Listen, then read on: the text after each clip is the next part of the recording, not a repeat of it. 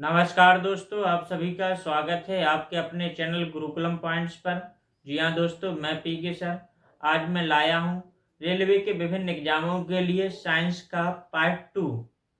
अगर बात की जाए पार्ट 1 में आपने कोशिका के बारे में पढ़ा था।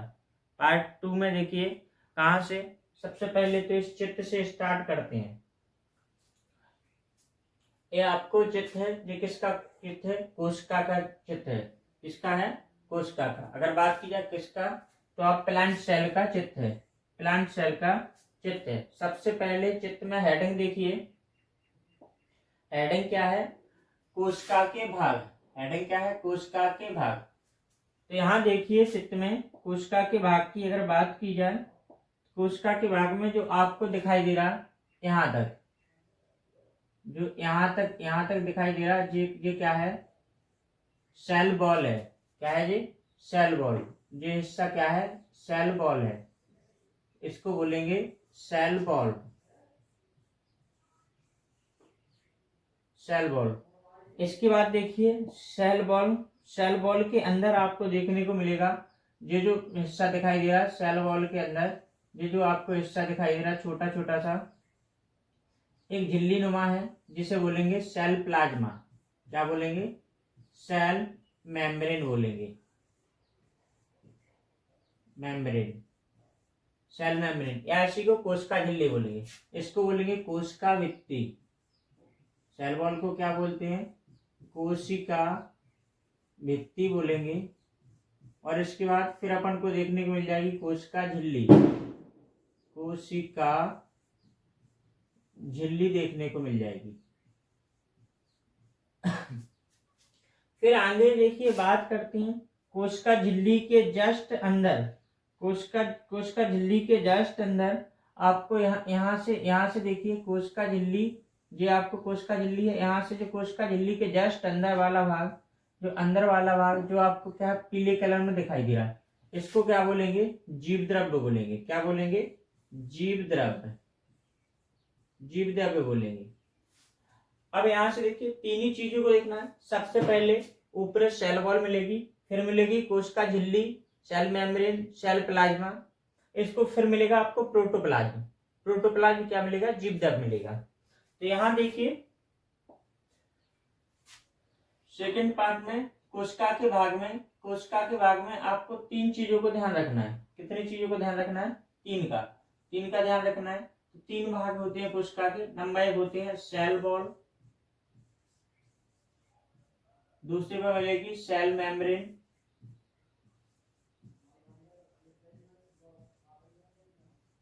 और तीसरे पर आपको देखने को मिल जाएगा प्रोटोप्लाज्म। अगर हिंदी में बात की जाए तो इसे कोशिका भित्ति बोलेंगे।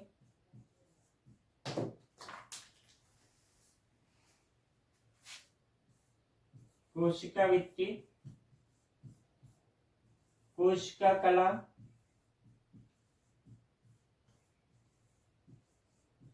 इसे बोलेंगे जीवद्रव्य। तो कोशिका के कितने भाग होते हैं? तीन भाग होते हैं। 1, 2, 3। पहला देखिए कोशिका भित्ति, कोशिका कला और जीवद्रव्य। ये तीनों एक ही क्रम में होते हैं। सबसे ऊपरी भाग कोशिका भित्ति, फिर उसके अंदर कोशिका झिल्ली होगी, फिर उसके अंदर जो लिक्विड टाइप का भरा होगा वो क्या होगा? जीवद्रव्य होगा। इस चीज को ध्यान रखना है। अब बात करते हैं कोशिका भित्ति क्या होती है, तो इसकी चर्चा करते हैं। तो हेडिंग बनाइए कोशिका भित्ति। हेडिंग बनाइए कोशिका भित्ति। अब इसमें लिखिए यह एक निर्जीव संरचना है। यह एक निर्जीव संरचना है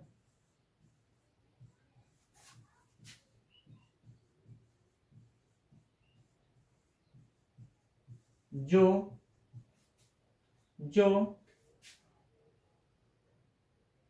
पादप कोशिका में पाई जाती है। जो पादप कोशिका का बाहरी आवरण है। बाहरी आवरण है। ठीक, कोशिका भित्ति क्या है? निर्जीव संरचना है जो पादप कोशिका क्या है? बाहरी आवरण है। अब देखिए, यहाँ देखिए, अगर बात की जाए संगठन की, और भाई यहाँ की जाए, यहाँ संगठन की बात की जाए, और क्या की जाए? सेल वॉल की। किसकी बात की जाए? Cell wall. तो देखिए, अगर बात की जाए संगठन सेल वॉल, तो आप देखिए सेल वॉल में देखिए पादप में सेल वॉल कौन से संगठन की पाई जाती है? तो आप देखिए सेल्यूलोज की पाई जाती है। सेलुलोज या हेमीसेलुलोज।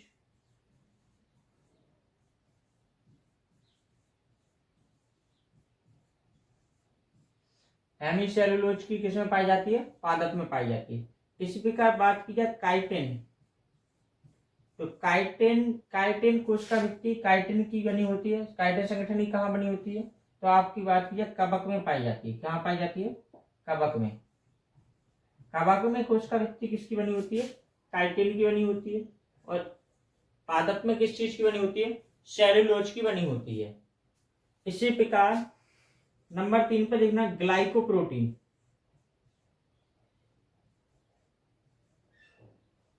ग्लाइकोप्रोटीन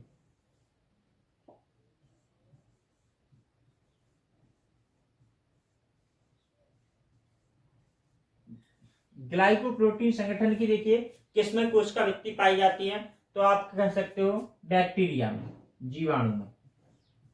जीवाणु में कोशिका भित्ति किसकी बनी होती है? ग्लाइकोप्रोटीन की बनी होती है।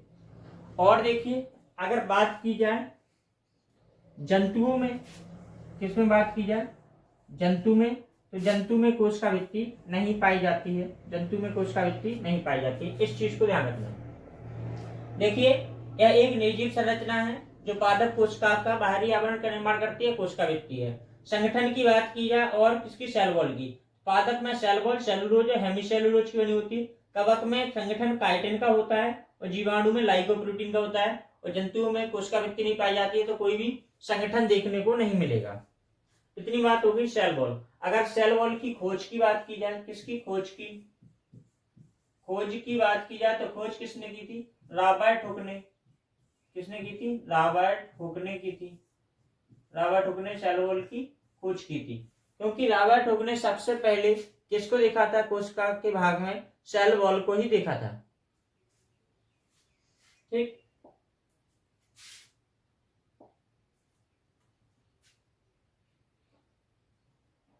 आगे देखिए, दूसरा पार्ट है कोशिका प्लाज्मा, और इसी का दूसरा नाम क्या है कोशिका प्लाज्मा का? कोशिका झिल्ली। इसी को क्या बोलते हैं? कोशिका झिल्ली भी बोलते हैं। कोशिका झिल्ली, ऐसी का क्या नाम है? कोशिका प्लाज्मा। अगर कोशिका झिल्ली की बात की जाए, सबसे पहले खोज की बात की जाए, खोज किसने की थी? रॉबर्ट हुक ने की थी। अब देखिए, यह पादप कोशिका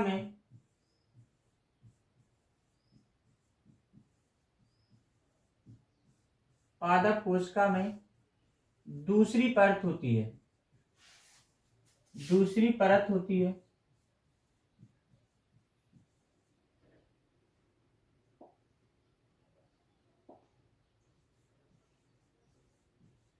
लेकिन जंतु कोशिका का सबसे बाहरी आवरण है।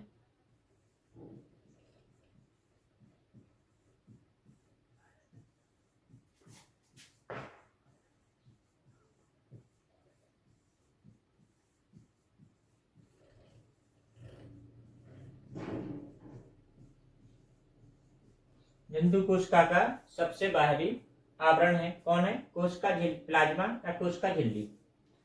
अब बात की जाए, खोज रॉबर्ट हुक ने की थी। कोशिका झिल्ली और कोशिका प्लाज्मा पादप कोशिका में दूसरी परत होती है। जंतु कोशिका का सबसे बाहरी आवरण क्या है? कोशिका झिल्ली या कोशिका प्लाज्मा है। अब यहाँ देखिए, बात की जाए कोशिका झिल्ली की संरचना,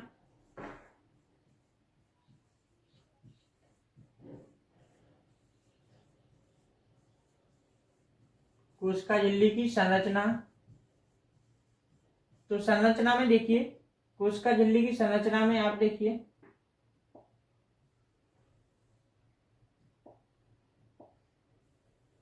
संरचना में देखिए, संरचना के लिए 3 मॉडल फेमस है। 3 मॉडल दिए कोशिका झिल्ली की संरचना में। कितने मॉडल? 3 मॉडल दिए। पहला मॉडल क्या है? पहला मॉडल है तरल मौजिक मॉडल। तरल मौजिक मॉडल, तरल मौजिक मॉडल, ठीक। तरल मौजिक मॉडल किसने दिया? तो यहां पर बात की जाए, सिंगर एवं निकोलसन ने दिया। किसने दिया? सिंगर एवं निकोलसन।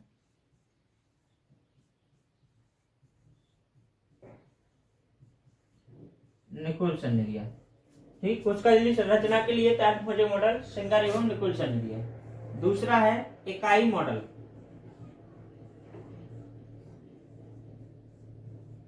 इकाई मॉडल, तो इकाई मॉडल की अगर बात की जाए, इकाई मॉडल किसने दिया? रॉबर्टसन ने दिया। किसने दिया? रॉबर्टसन। रॉबर्टसन ने संरचना के लिए इकाई मॉडल दिया। तीसरा मॉडल देखिए क्या है। तीसरा तीसरा मॉडल है आपका सैंडविच मॉडल, ठीक। कौन सा है? Sandwich model. Sandwich model. अगर कोशिका झिल्ली संरचना में सैंडविच मॉडल की बात करें तो देखिए, ये किसने दिया? ये किसने दिया? तो जेम्स डेविली ने दिया। जेम्स डेविली, जेम्स डेविली,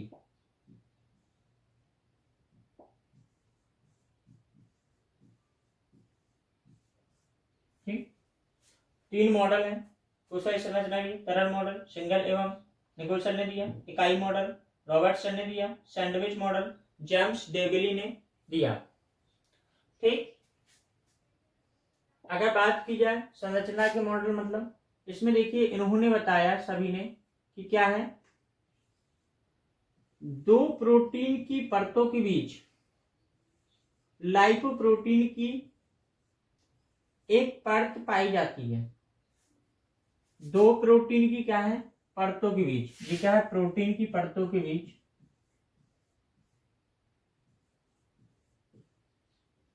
प्रोटीन की क्या है?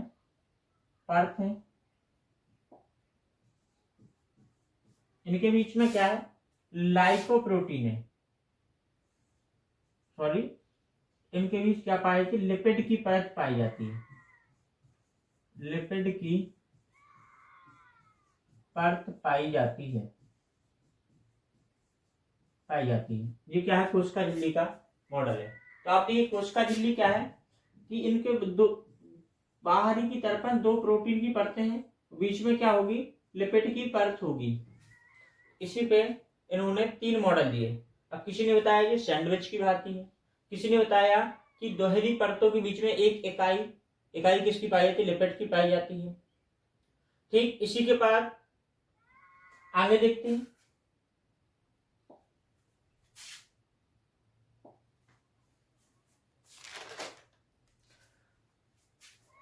अगर कोशिका झिल्ली के कार्य की बात की जाए, किसकी बात की जाए?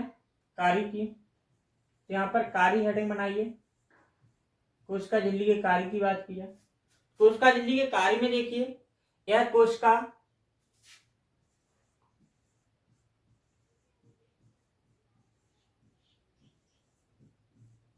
कोशिका तथा कोशिकांगों की सुरक्षा करती है।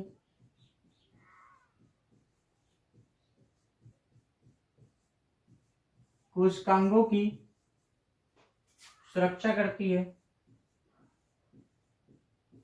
सुरक्षा करती है। पहला कार्य हो गया। दूसरा कार्य देखिए, यह विभिन्न पदार्थों का कोशिका में परिवहन करती है। या ऐसे करना, कोशिका में पदार्थों का परिवहन करती है।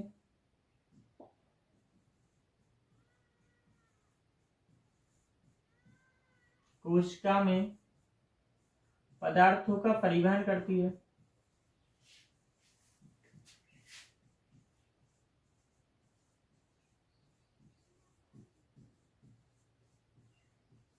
कोशिका में पदार्थों का परिवहन करती है। तीसरा देखिए, तीसरा क्या है, उत्सर्जी पदार्थों का, कोशिका से उत्सर्जी पदार्थों का उत्सर्जन करती है। कोशिका से उत्सर्जी पदार्थों का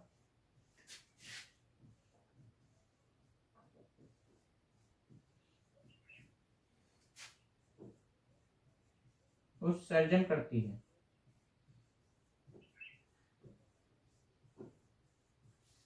ठीक, तो तीन इसके कार्य हो गए।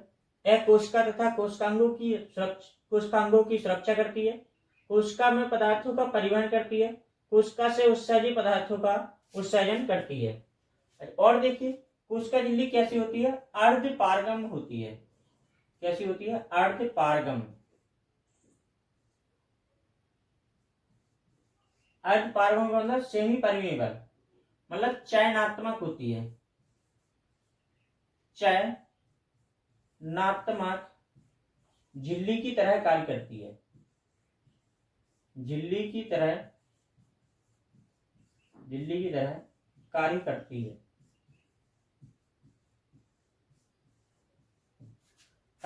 है। ठीक, मतलब सेमी परमेबल होती है, मतलब जो कोशिका को आवश्यक है उसी को कोशिका के अंदर जाने देती है। ठीक, और जिसको कोशिका की आवश्यकता नहीं है उसको क्या कोशिका से बाहर निकाल देती है, या उसको कोशिका के अंदर नहीं जाने देती है। इतनी चीजें ध्यान रखना कोशिका झिल्ली के कार्य में।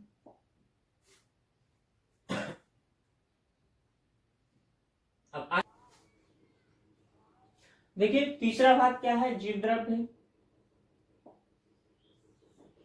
अगर बात की जाए जीवद्रव्य तो कोशिका के अंदर पाया जाने वाला लिक्विड वो क्या होता है, जीवद्रव्य होता है। इसके बाद देखिए, सबसे पहले देखिए जीवद्रव्य में बात की जाए तो खोज कब की गई थी जीवद्रव्य की खोज, तो आप देखिए जीवद्रव्य की खोज क्वार्टी ने 1772 में की थी। 1772 में किसने की थी, क्वार्टी ने। अगर क्वार्टी ने बात की जाए क्या किया, तो इसे देखा, क्या किया, जीवद्रव्य को देखा। क्वार्टी ने सर्वप्रथम देखा 1772 में। ठीक, इसके बाद देखिए 1835 में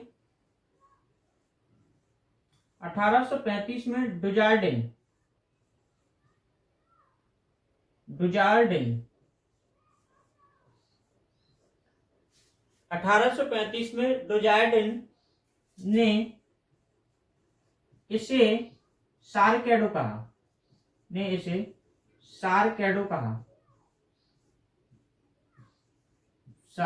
कहा।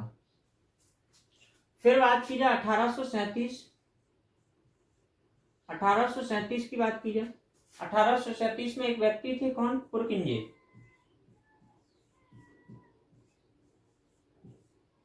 पुरकिंजे ने इसे जीवद्रव्य कहा।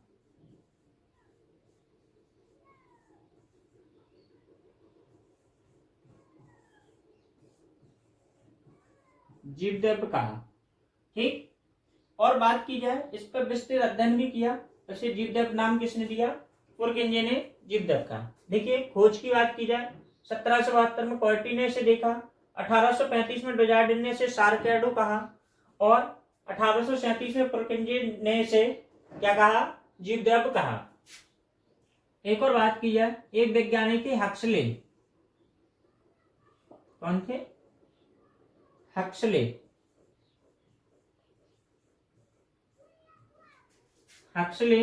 ने क्या कहा, जीवद्रव्य को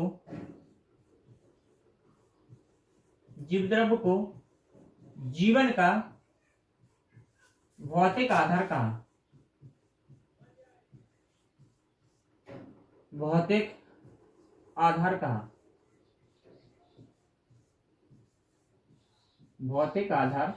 कहा। देखिए सारकैडो किसने कहा, डुजार्डिन ने। पुरकिंजे ने क्या कहा, जीवद्रव्य। हक्सले ने क्या कहा, जीवद्रव्य को जीवन का भौतिक आधार कहा, बेसिक लाइफ ऑफ लिविंग्स। ठीक, जीवन का भौतिक आधार कहा। ठीक, आगे देखिए जीवद्रव्य के बारे में, तो बात की जाए किसकी, जीवद्रव्य की, तो यह है कोशिका भित्ति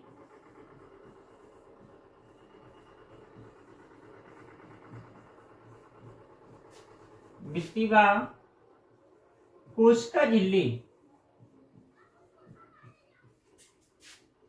झिल्ली के अंदर की ओर स्थित तरल पदार्थ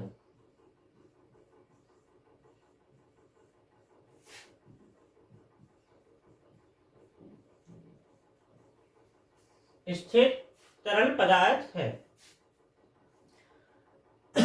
ठीक, तरल की जगह आप ऐसे भी कह सकते हैं जल युक्त तरल पदार्थ है, वही एक ही बात है।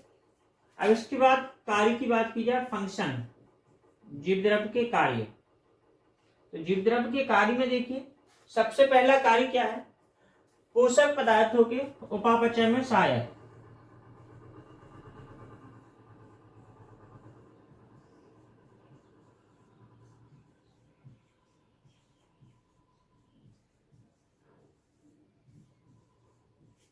उपापचय में क्या होता है, सहायक होता है जीवद्रव्य। दूसरा देखिए,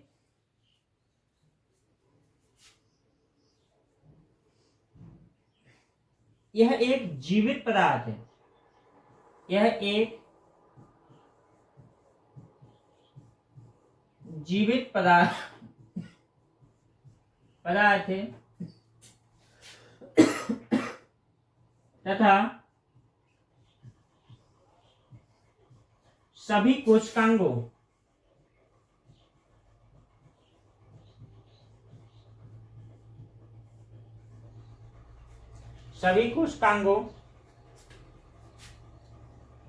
को ऊर्जा प्रदान करता है। सभी कोशिकांगों, ऐसे करना, सभी कोशिकांगों में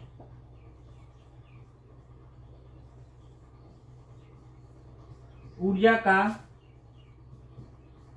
परिवहन इसी के माध्यम से होता है।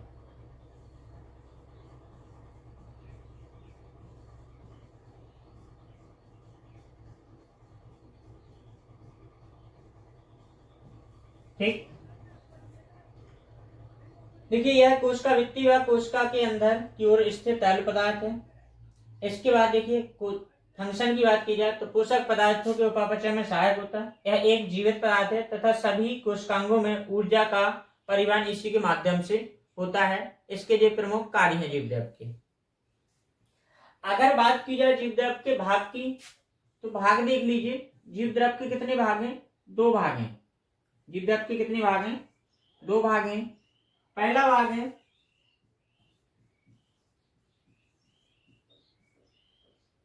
कोशिका द्रव्य, पहला भाग क्या है, कोशिका द्रव्य, और दूसरा भाग है केंद्रक, दूसरा भाग है केंद्रक। ठीक, अब यहां पर देखिए कोशिका झिल्ली और केंद्रक, इन दोनों के मध्य में जो द्रव्य स्थित होता है उसे कहते हैं कोशिका द्रव्य। देखिए ये दोनों मिलकर जीवद्रव्य बनाते हैं, लेकिन इसके मध्य में जो द्रव्य है जो है कोशिका द्रव्य। इसके बाद जो अंदर वाला हिस्सा है केंद्रक, इसको बोलेंगे केंद्रक। तो देखिए कोशिका द्रव्य को इंग्लिश में क्या कहते हैं, साइटोप्लाज्म कहते हैं, और केंद्रक को क्या कहते हैं, न्यूक्लियस कहते हैं। तो आगे पढ़ेंगे अपन लोग क्या, कोशिका द्रव्य। आज देखिए इस वीडियो में आपने कोशिका के भाग पढ़े थे, जिसमें हमने आपको 3 भाग बताए हुए हैं। पहला भाग है कोशिका भित्ति, दूसरा भाग है कोशिका कला, और तीसरा भाग है जीवद्रव्य। तीनों के बारे में कल कोशिका द्रव्य के बारे में पढ़ेंगे और इसके भाग के बारे में अध्ययन करेंगे। ठीक, इसी के साथ थैंक यू दोस्तों। अगर आपको यह वीडियो अच्छी लगती है please like, share and subscribe अवश्य कीजिए।